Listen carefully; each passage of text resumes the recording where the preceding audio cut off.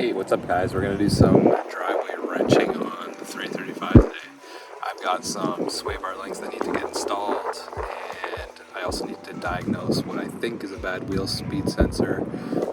And if we get time, I'm going to try and fix up these ugly faded headlights.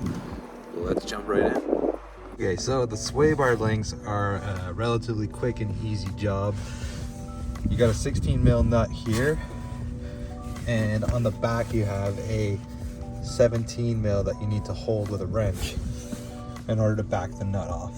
So I'm gonna go ahead and zap those off, and we'll be on our way. It's the same for the bottom side here. This one on the back is the counter hold. It's the 17 millimeter, and then I already removed the 16 millimeter nut. It should just slide off right now. I may need to jack up the car a little bit just to get it loose. So I'm gonna go ahead and jack up the right under here, and then it should slide off nice and easy. So I'm just jacking up the car, or jacking up the suspension here, and you should see I'll get to a certain point, and there we go. Should pop right out. And there we go. As you can see, this one was in pretty bad shape and needed to be replaced. They should not be that loose. You should find that it's actually fairly difficult to move this around, so definitely due for replacement. Wanted to show a quick side-by-side comparison of new versus old. As you can see, I'm putting pretty good pressure on there, and that doesn't move. Whereas this, just garbage. You will want to make sure that the side that you're installing is correct. Some of them do say left hand or right hand up here. In this particular case, mine doesn't say that, so I just confirmed the part numbers to ensure that this is the front left. Just to give you a quick visual of what the reinstallation looks like. Hard for me to do it with one hand, but I have the wrench here that I'm holding on the 17 mil behind, and then a 16 mil that I'm tightening on the front here. Like that, we have a nice new sway bar link installed. I'm gonna go ahead and do the other side now as well.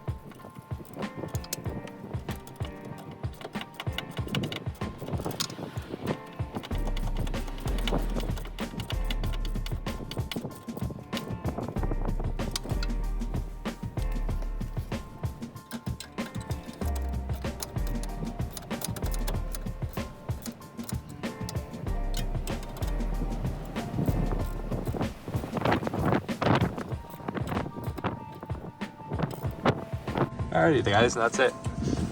Pretty quick and easy job. All in all, this only took me about 20 minutes to do. So if this is something that you think your car needs, you might notice some clicking, some clunking sounds coming from your front end. maybe consider doing this, even if you're not too mechanically inclined. It really only takes a 16 millimeter and a 17 millimeter and the ability to jack up your car and pull off your wheels. So yeah, definitely something to do yourself and save yourself some money on the shop. All right, as usual with these cars, you fix one issue and another one presents itself. So I'm gonna flip my camera around here and show you guys my next issue to deal with.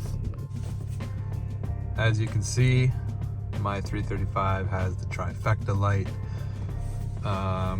This is usually caused by a few things. So one of them is the wheel speed sensor, which is what I think my current issue is. The other one is, I believe, steering angle sensors can cause the trifecta light. And the third is an ABS module. Now, I did replace the ABS module when I first got this car because I knew that it had a bad one. So I didn't think it was that. I also noticed that the code would go away on the cluster when I came to a stop, and then when I started moving again, the trifecta would pop on and the car would beep. So that led me to believe that it had something to do with wheel speed, and therefore I do believe that this is a faulty wheel speed sensor. So I'm gonna connect my code reader here and I'll show you guys the codes. All right, so here we are. This is my cheap Amazon code reader. I'll put the link in the description below if you're looking to purchase one for yourself. So here we'll click for BMW, click OK, BMW diagnosis for 3 Series, E90, basic functions. You have 2 options here. System scan is going to scan the entire car for codes. It takes a couple minutes to do, so I'm going to just click manual select. Down to dynamic stability control, read fault codes, and sure enough, here's my code confirming my beliefs that my wheel speed sensor is gone. So I'm gonna go ahead and order the parts, and then once those arrive, I will show you guys the install.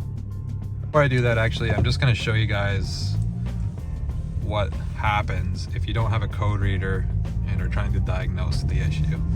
So you see, it goes away, and then I'm gonna get up to a certain speed and the car is gonna freak out again.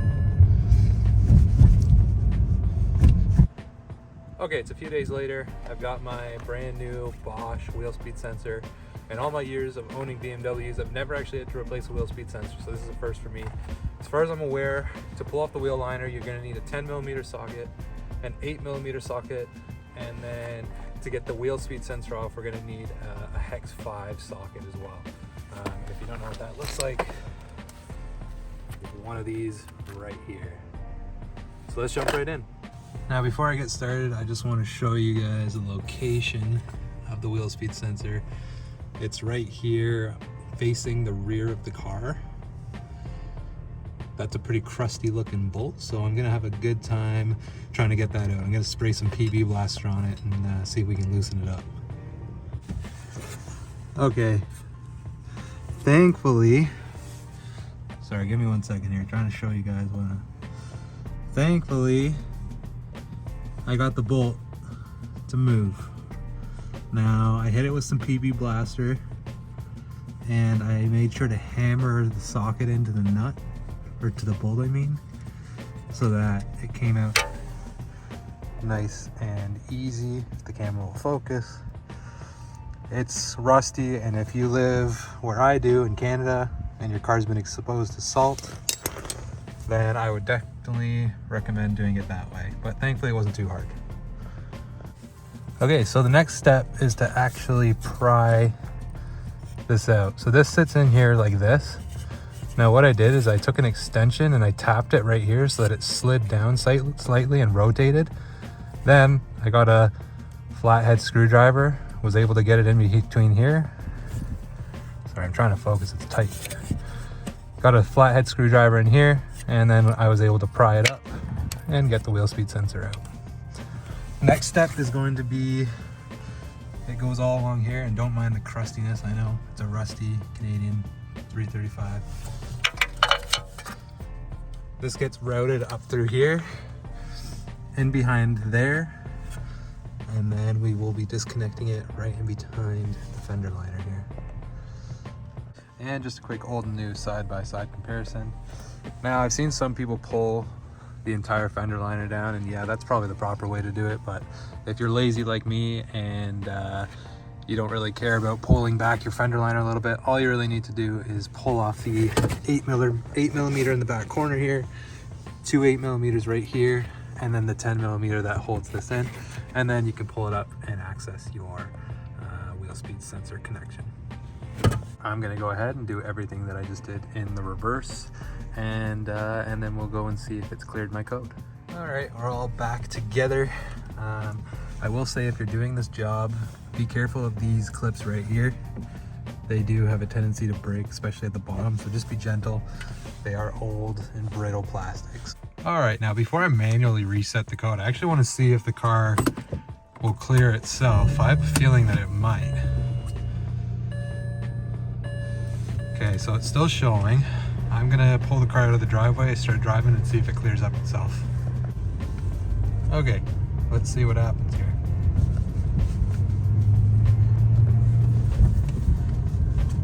Nice. It is no longer doing the annoying beeping. I'll consider that fixed. What do you know, I spoke too soon. The code just came back, so I'm gonna go ahead and scan and reset the code myself, and then see if that helps clear it up. All right, I'm happy to report the code is now gone. All you gotta do is connect your code reader, clear out the stored code, and that should solve the issue for you right away. I thought that by driving around it would go away on its own, but that appears to not be the case.